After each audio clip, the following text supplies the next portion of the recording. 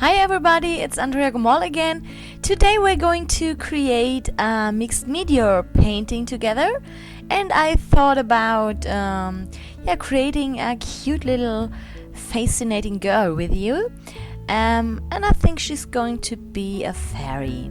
Okay, we're going to start by using the FABER CASTELL Gelatos, and I'm just adding the color to my background, just some random or a random color mix which kind of appealed to me in the beginning. I actually never have an idea where the road is leading me. I'm just grabbing a bunch of colors I like or which speak to me right now, and start from there and see where it takes me. So now I've covered the whole background with my gelatos. And next I'm just using a brush with a lot of water, and I'm working on some heavyweight watercolor paper. So this paper really takes a lot of water without buckling and rippling.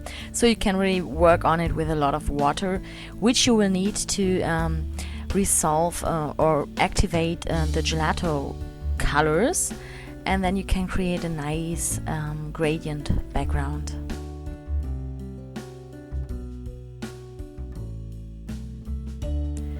The next step is I want to add some texture to my background, and I'm using some rubber stamps or clear stamps, and I'm just adding some gelato stick color directly onto the stamp, and then use the mini water spritzer bottle from the tool set to activate the color on the stamp, and then just add my designs to the background. And you can, as you can see, you can add more water and again to reactivate the color, and you will get a different type or a different strength of your printed image every time. But that's what makes it interesting, because it kind of looks like a random it's a random watercolor effect, which I really like. And as you can see, you can also mix different gelato colors on your stamp, and you achieve a really nice effect.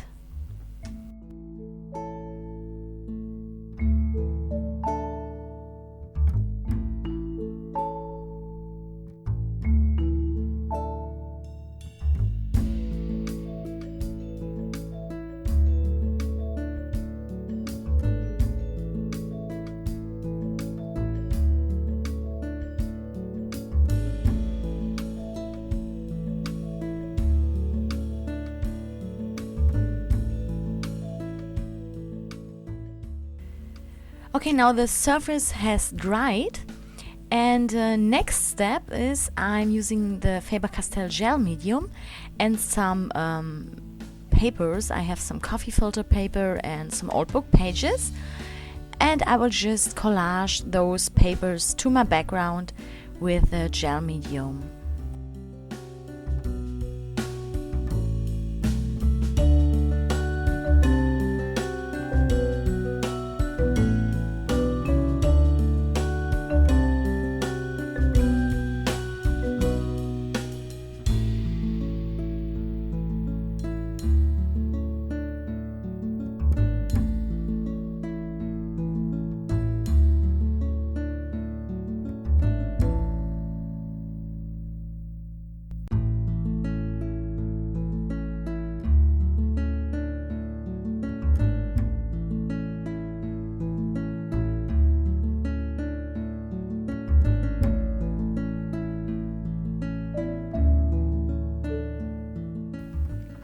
To incorporate those glued down papers more into my background, I add another layer of stamped images on top of it.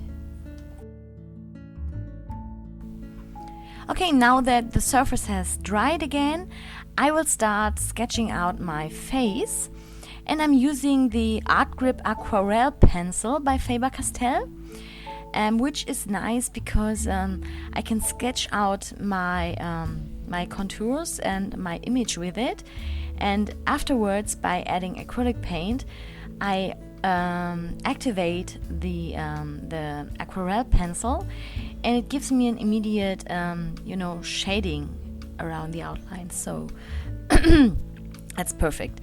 So I will just start by tracing an oval shape and then sketching in my helping or my guiding lines where the eyes, the nose and the lips go.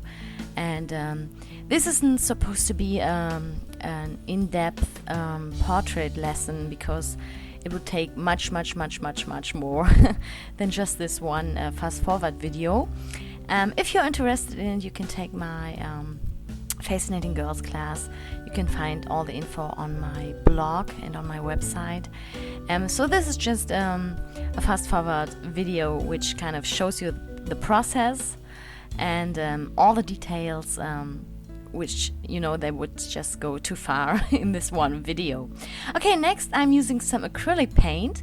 This is a skin color that's always you know, because there are so many different skin colors. But it's a color called Flesh, and it's a nice Caucasian skin color. And as you can see, by adding the acrylic paint to my face, I activate the aquarelle pencil along the outline, and this gives me an immediate, you know, shading around the outline, which is quite nice, and which is already yeah, my first step of shading.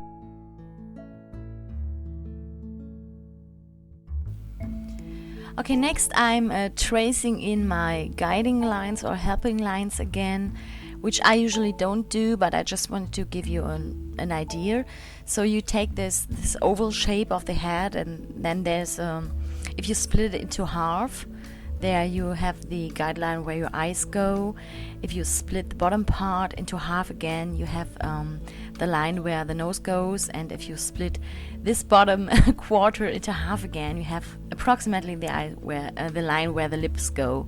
So this is just a very rough outline of where the facial features go. Next, I'm using my FACEcinating Girls clear stamps, which come with my FACEcinating Girls online class. You could, of course, also just draw in the facial features, but I'm just using the stamps to show you, and because it yeah, makes it a little easier and kind of takes the hassle out of constructing the facial features. And so I'm just picking a random pair of eyes, a random nose and some random lips. And yeah, as you can see, that's how I measure approximately the placement of the eyes. Make sure to approximately have one eye space in the middle, and you place them on the helping line, which splits the head into half. And yeah, I'm just starting by stamping in my facial features, and I'm using a very light ink color, almost a skin color, because I want to tweak the facial features later. I don't want to keep them 100% as they are on the stamp. So this way I can, you know, see them or see the stamped image, but still have the chance to make slight changes as needed or as I just want to. And this way you can just create different facial expressions every time, even though you start with the same stamps or the same stamped image, by just tweaking them and making small adjustments to them. You just yeah, achieve a different result.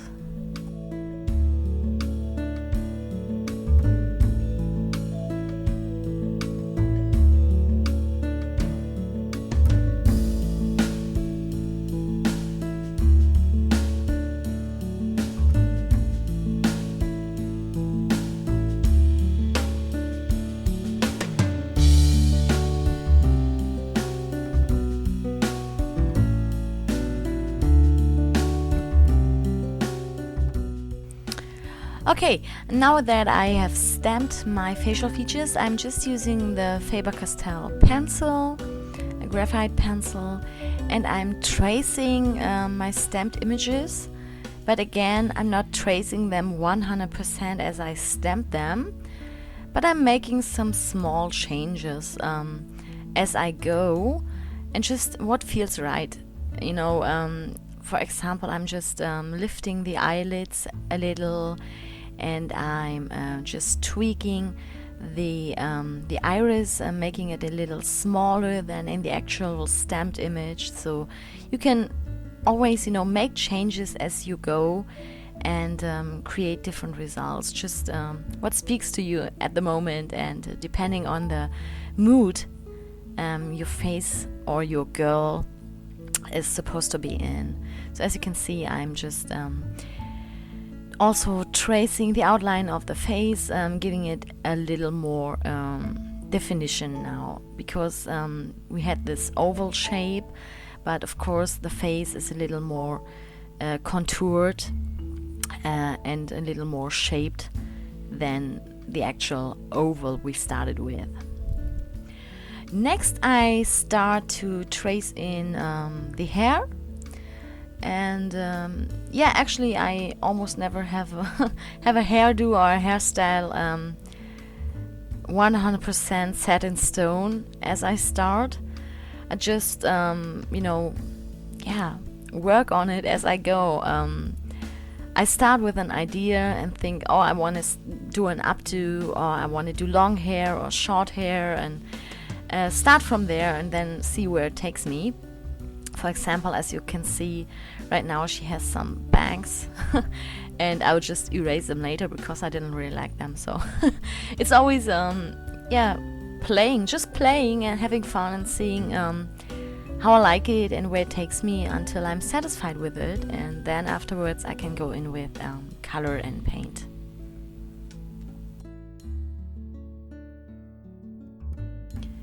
And of course, since she's supposed to be a fairy, she will need some fairy wings, and I just trace them in with my pencil, and now I'm using the Art Grip Aquarelle, my gosh, Art Grip Aquarelle pencil.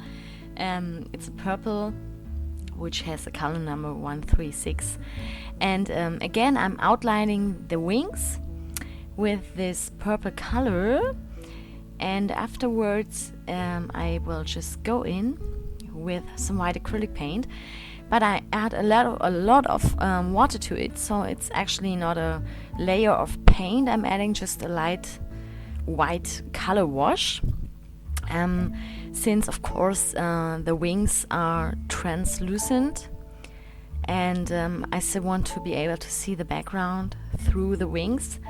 And as you can see, by adding the color wash, the white color wash, I'm activating the purple from the aquarelle pencil, which again gives me a nice shading around the edges immediately.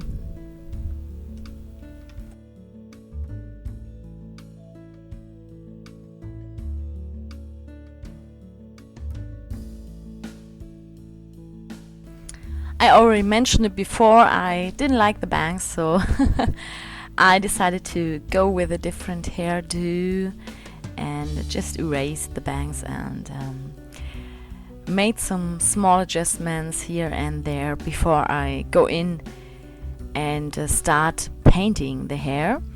And since of course now we have the skin color shining through the hair and the background color, I will, again, as I did with the face, first add a base layer of color to my hair, which in this case is a white. I'm using white acrylic paint to color the hair, and then I have a nice white surface to add my real colors later, and to really have the colors I add later, to have them really shine and pop and be really bright and vibrant, which wouldn't work on the colored background. But if you add them on top of the white, of course they are really vibrant and the way I want them to be.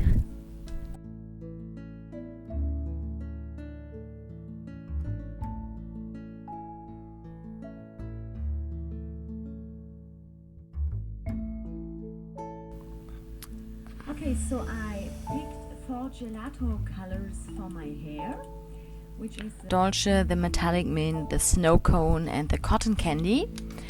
And I think those 4, green, aqua, blue, tones, hues, they go very well together.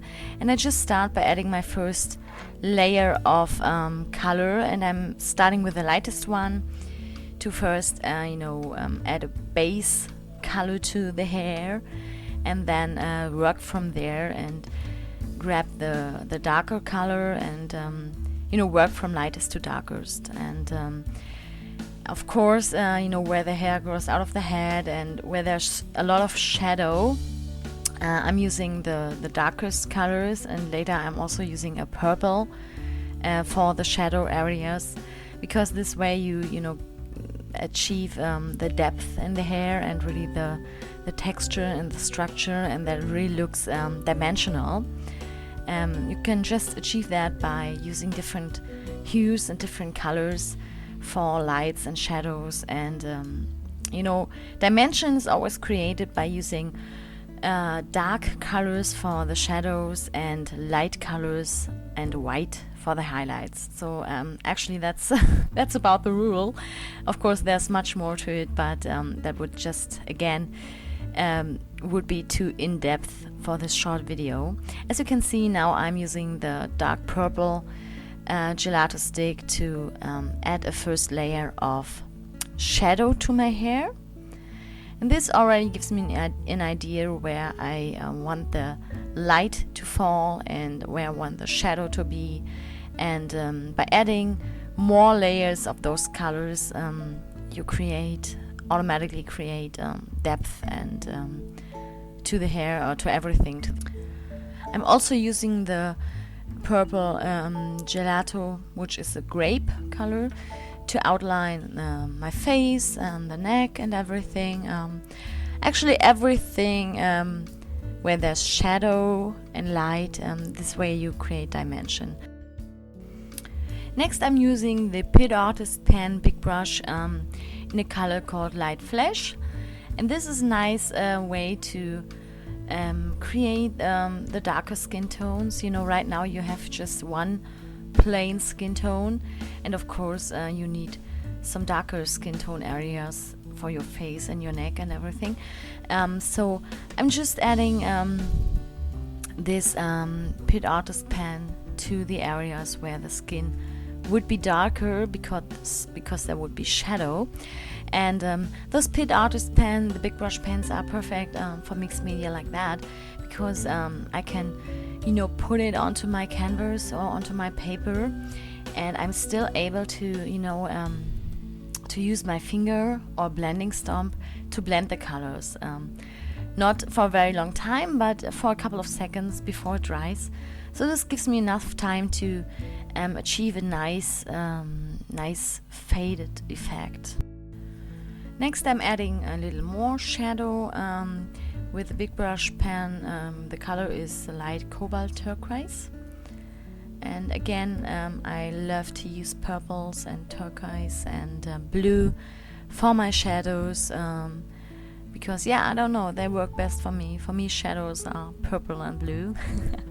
Next I'm using the color which is called Deep Scarlet Red, and also the color which is called Scarlet Red for my lips, to color in my lips. And I'm using, because there's so much detail in the fine lines, I'm using a blending stomp to blend the colors into each other.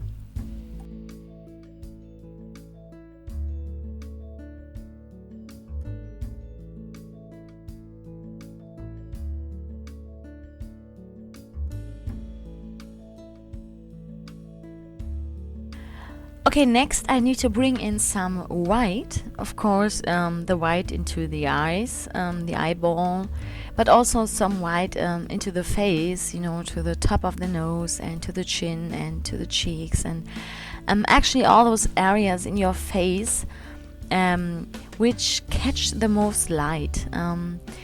It's best to just look at photographs or at magazine images of people, and really study them and see where the light source is and where there's light in the face and where the shadow falls. That's actually a very good way to practice and to look at pictures and look at people and to really study where there's light and where there's shadow. And of course, I'm also adding some highlights to the hair, because until now we've just added some colors and going darker for the shadows. And now we need some highlights, of course, and that's why I'm adding some white. Next, I'm using again an aquarelle pencil with a light red color to give her some rosy cheeks.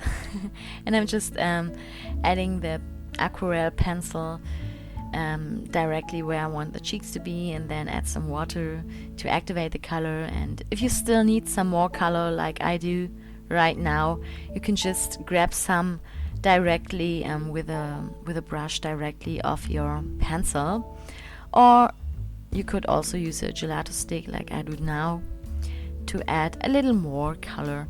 Really start very lightly with the cheeks.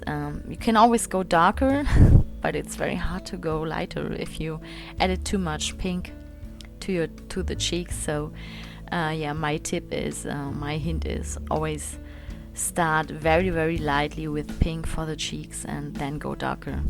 Next, I'm again using the big brush pen, the turquoise, cobalt turquoise, to add some color to the eyes. And I usually also use the same color I use for the iris to trace a little around the eyes, because this is a nice repetition and there's always like blues and grays and greens around the eyes. So this kind of makes the eyes and the face look like they how do you say they belong together. Of course they belong together, but the colors show you that they are really one, and that's very nice. And next, I'm just using a black marker, fine tip marker, to color in my pupils with some black. And I'm also tracing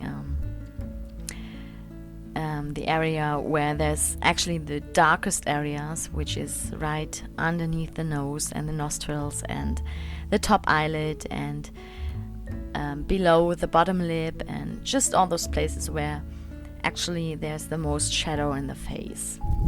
And of course, it always depends on how dramatic you want your girl to look like. You could not trace the eyes at all. And if you trace them with some really thick lines, it looks like a little more dramatic, like she's been using lots of makeup and mascara. And it always depends on the style you want to achieve.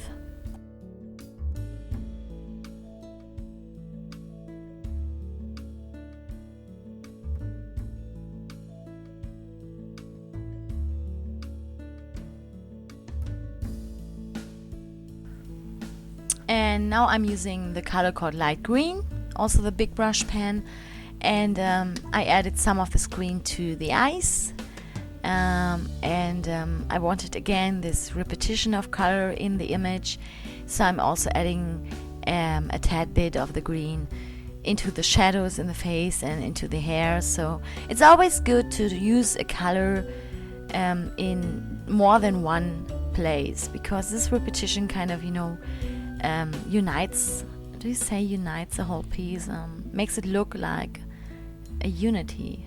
I don't know if you know what I mean. I hope so. Okay, now I'm using a blue gelato stick to add a little more depth to the shadows.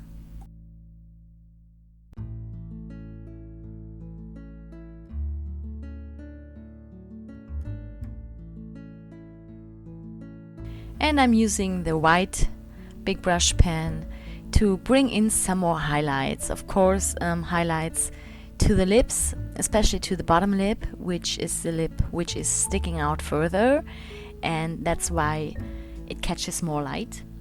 And also to the chin and to the cute little nose and to the top of the cheeks and to the hair.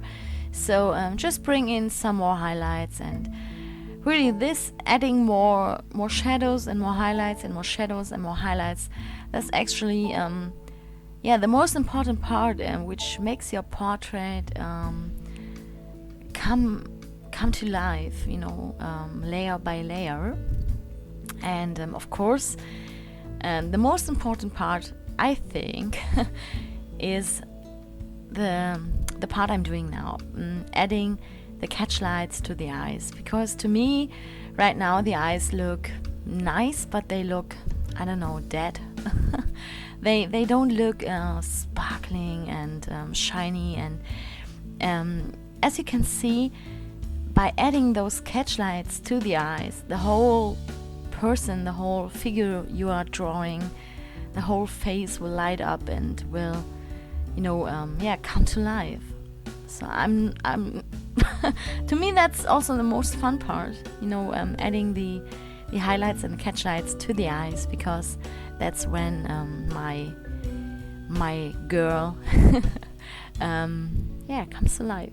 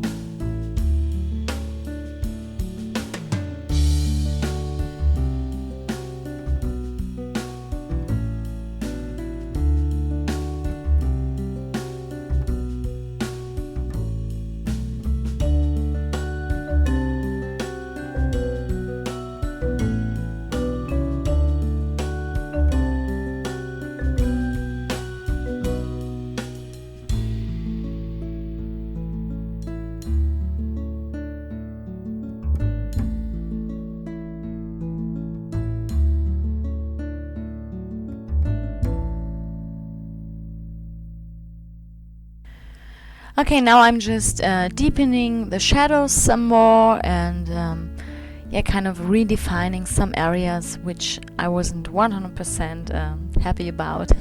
So, and of course, the wings still need something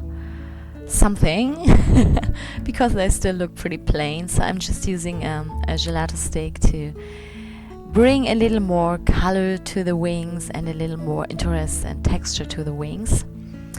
And I'm just, trying to, in a very stylized way, to add this typical wing structure or wing texture to the wings. But make sure not to add too much color to it, so you don't lose this transparency of the wings, or this translucent effect.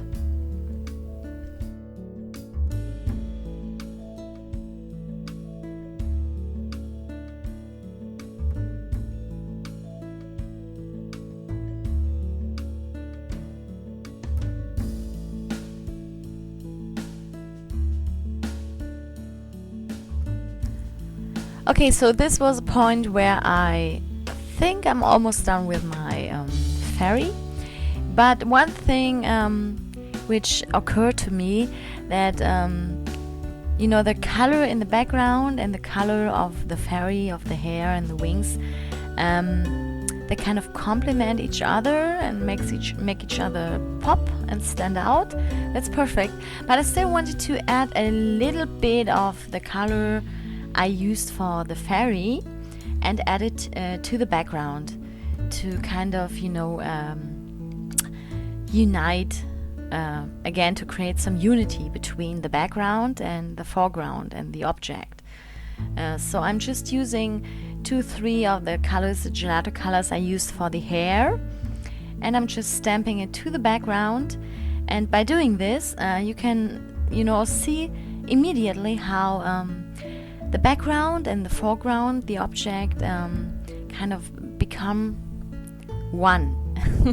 And that's what I wanted to achieve. That's why I'm adding a little more to the background. And of course, I'm stamping some words to the background because, a piece is never done without some words and some cute little butterflies. And then I was pretty satisfied with the all-over look of the piece. The background, the foreground, and the way both layers go together and work together.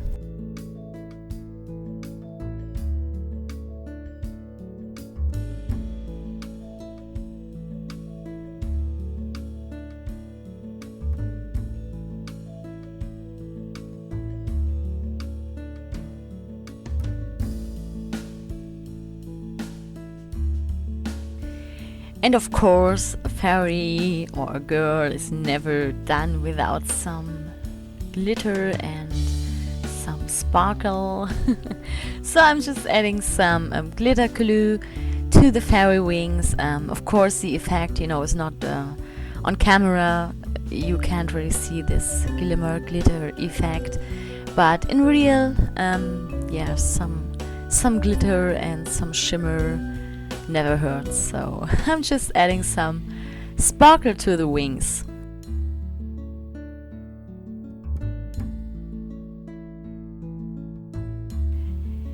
And if you know my mixed media paintings and my FACEcinating girls, you know that I love to add some tiny dots and tiny pearls to the hair of my girls. So my girls are never finished without those liquid pearls in their hair.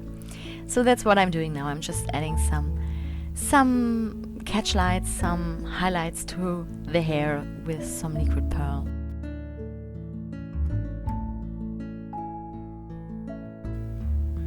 And that's about it. She's done, we are done. I really hope you enjoyed this little fast forward tutorial.